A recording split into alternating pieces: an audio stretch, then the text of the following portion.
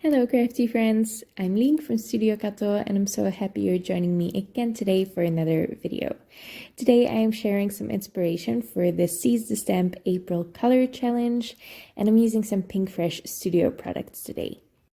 I say some, but I'm pretty much only using Pinkfresh Studio products, which is not usually how I do things. I like to mix up brands, but sometimes one brand just has everything you need, and Pinkfresh Studio is definitely one of those.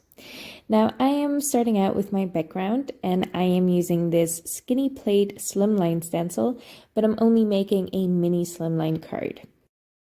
Now because these stripes are so thin, you definitely want to use some sort of stencil adhesive.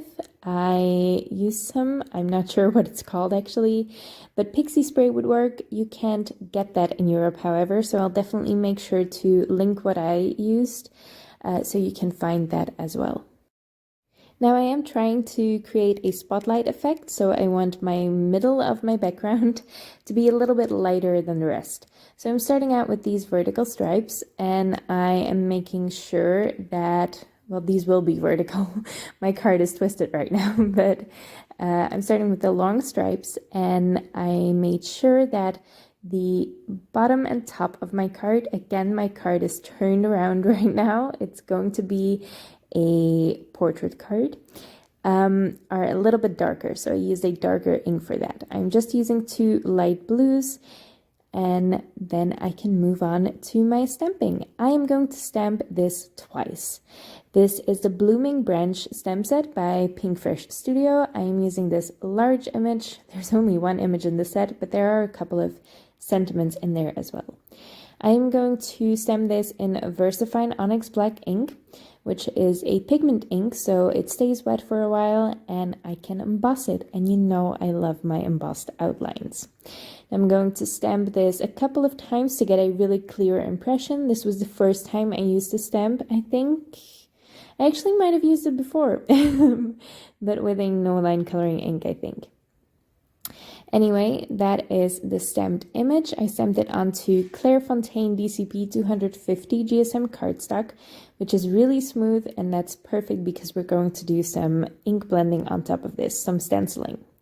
Now, I stamped it twice. I stamped two of these panels because I want to have plenty of flowers to work with on this card. I added some clear gloss embossing powder by Wow. This is Wow Clear Gloss Superfine Embossing Powder. And then I can heat set that as well. I'm using the Wow Jewel Heat or Jewel Speed Heat tool. And I'm using the second setting on that because that's what they recommend for melting the embossing powders. For the leaves, I am going to do them both the same color. I am going to use, gosh, I think it's Meadow and Emerald that I ended up using. If it's not, no, it's Mint and Meadow. Yes, it is. I don't use these greens that often, actually. So I usually use the yellow greens from Pinkfresh Studio, but the blue greens are pretty too, and they fit the color palette for the Seize the Stamp Challenge perfectly. So I am stenciling these out of order. These stencil sets by Pinkfresh Studio always have the number of the stencil in the top left corner, and they also have guidelines, but whenever they are coordinating with a stamp set, I don't often end up using the guidelines because I stamp my image all crooked on my paper usually. But if you don't stamp it crookedly, you can use those guidelines as well. So for the first layer of the leaves, I used the Mint ink, and then I'm using the Meadow ink for the second layer of the leaves. And then I can move on to my flowers. So I am just going to use all of the pinks for this first blooming branch. I am using the reddish pinks usually, but for the first layer I am using the Ballet slipper ink. That's the one. Now what I always forget about this ink is that it dries back even paler than it goes on. So I should have added a little bit more ink of this, so because it does dry back quite a bit. For the second layer, I am using Coral Reef ink, and then I can move on to Passion Fruit. I love these inks by Pinkfresh Studio, and you can see that I am using the Inkstand Mini as well because it's just so fun to use. It helps me out a lot when I'm ink blending, even just using it for one little ink cube.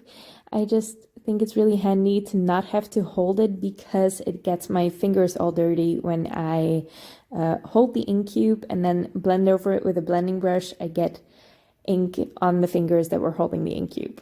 So for the yellow flowers, I used Lemon Whip, Marigold, and Clementine for the darkest part. Then for the center of the flowers, I am using Persimmon, I think, or more Clementine. I think I moved on to Persimmon later. Yes, I did. I forgot to show you the center of the pink flowers, but I blended those in orange as well. Now I die cut a silver frame using some rectangle dies. So I used the Mini Slimline Essentials bundle die set, and that just has some nesting rectangles. And I used 2 nesting rectangles to cut a frame. It's really easy to do. I just cut the biggest one first and then lined up the second one in the center of that. But to add dimension to this, I didn't want to do all of that die cutting again and again. I just cut really thin strips of cardstock to layer behind that, and that worked out perfectly. Now I completely ran out of battery on my phone while filming this because it took me quite a while to arrange all of these flowers on the card, because I ended up cutting all of the pieces apart. I ended up fussy cutting quite a lot, even though I die cut the flowers with the coordinating die. And I just spent a long time fussing over the layout of this card. I did end up putting flowers just right on top of the background and not propping them up, and then propping up a couple to go over the frame to get a ton of dimension in this card. I finished it off with a sentiment as well. This is from the Perfect Sentiments stamp set and die set by Pinkfresh Studio. It's a lovely stamp set that I have used to mass produce sentiments, so I can always use them on my cards when I feel like it. I'm just folding in a mini slimline envelope as well, a matching envelope out of some patterned cardstock. I thought these colors worked really well with the card, with all that yellow, the pale blue, and the green. I really love this card. I'm sorry I didn't film the entire assembly process. It was really fun to do, so I completely missed that my phone ran out of battery.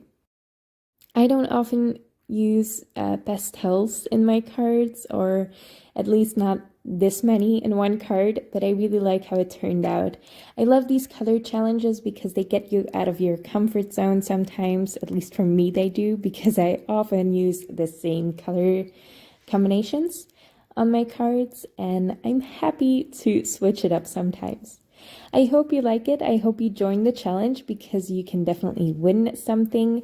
There are prizes to win. Just check it out on the Seize the Stamp blog and Instagram. I will link both below. There's some great inspiration there, and I hope you check it out. Thank you so much for watching, and I hope to see you next time.